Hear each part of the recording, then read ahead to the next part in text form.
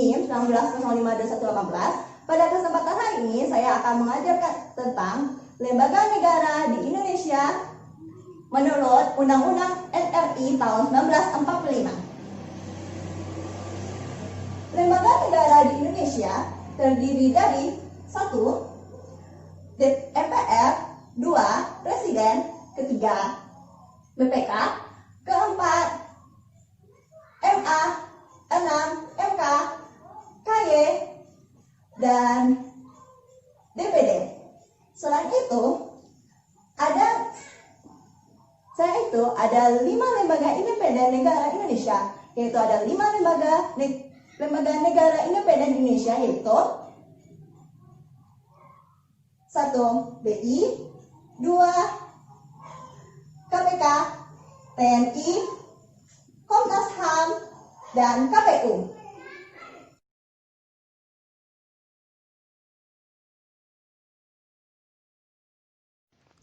Sebelum itu, saya akan menjelaskan lembaga-lembaga yang berkuasa di Indonesia. Pertama, MPR.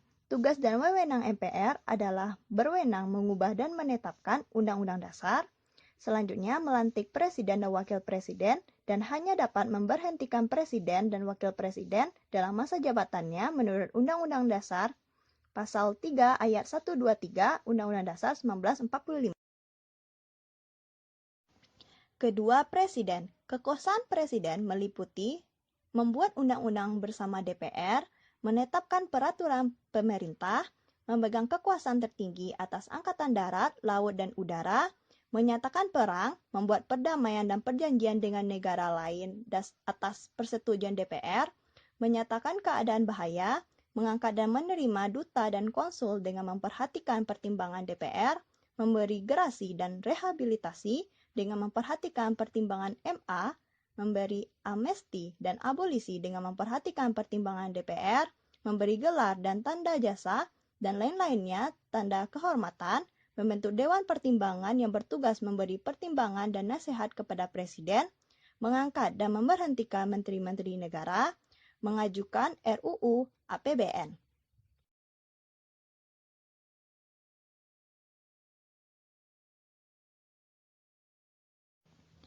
Ketiga, DPR memiliki fungsi yaitu legislasi atau membuat undang-undang, fungsi anggaran, fungsi pengawasan atau mengawasi jalannya pemerintahan sesuai dengan pasal 20 ayat 1 Undang-Undang Dasar 1945.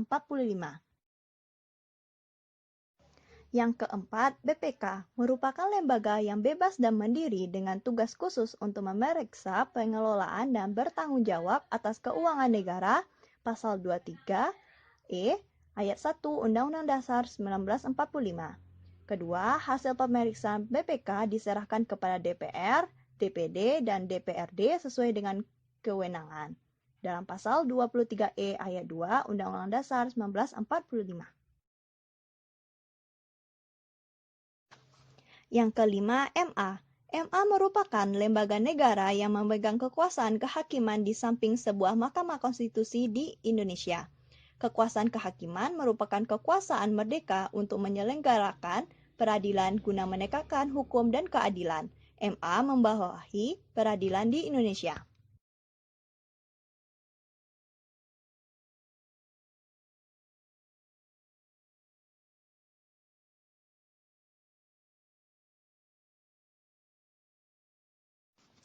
Yang keenam, MK memiliki kewenangan 1. Mengadili pada tingkat pertama dan terakhir undang-undang terhadap undang-undang dasar. 2. Memutus sengketa kewenangan lembaga negara yang kewenangannya diberikan oleh undang-undang dasar. 3. Memutus pembubaran partai politik.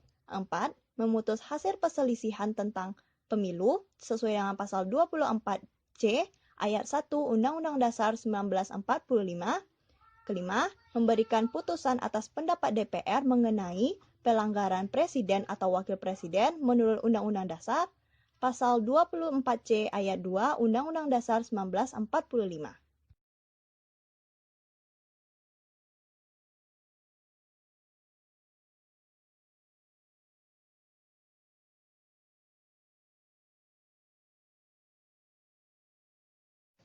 Ketujuh, Komisi Yudisial adalah lembaga mandiri yang dibentuk Presiden dengan persetujuan DPR sesuai dengan pasal 24B ayat 3 Undang-Undang Dasar 1945.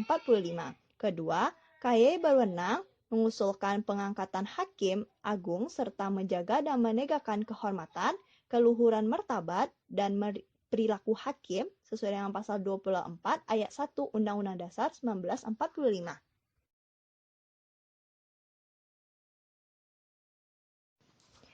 Yang terakhir, Dewan Perwakilan Daerah. Dewan Perwakilan Daerah merupakan bagian keanggotaan MPR yang dipilih melalui pemilu dari setiap provinsi. Dewan Perwakilan Daerah merupakan wakil-wakil provinsi. Anggota Dewan Perwakilan Daerah berdomisili di daerah pemilihannya dan selama persidangan bertempat tinggal di ibu kota negara RI. Dewan Perwakilan Daerah berhak mengajukan rancangan undang-undang yang berkaitan dengan otonomi daerah yang berhubungan dengan daerah kepada DPR.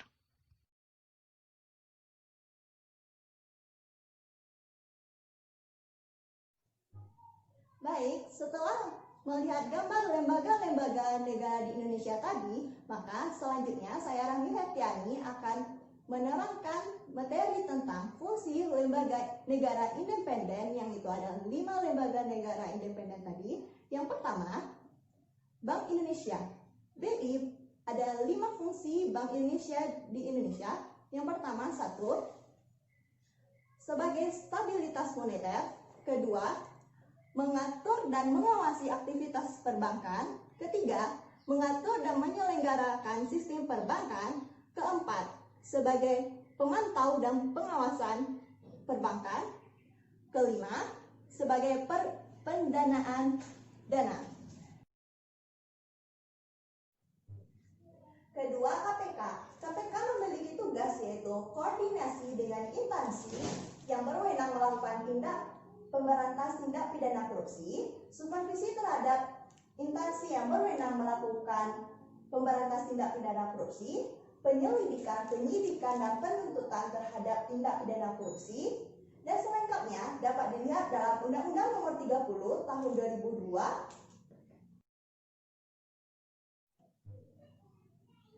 Selanjutnya, TNI dan Polri. TNI dan Polri memiliki peranan yang sangat penting dalam menjaga ketahanan dan persatuan negara kita. Dan selanjutnya yaitu Komnas HAM memiliki fungsi yaitu melaksanakan kajian dan penelitian, penyuluhan, pemantauan, investigasi, dan mediasi terhadap persoalan HAM atau hak asasi manusia. Yang terakhir yaitu KPU. KPU sebagai lembaga yang berfungsi untuk menyalurkan aspirasi masyarakat dalam melaksanakan demokrasi negara kita. Maka KPU di sini berwenang berfungsi untuk penyelenggaraan pemilihan umum di negara kita. Sekian video pada saat ini. Untuk lebih lengkapnya dapat dilihat di video selanjutnya. Dan mohon maaf kalau ada kesalahan.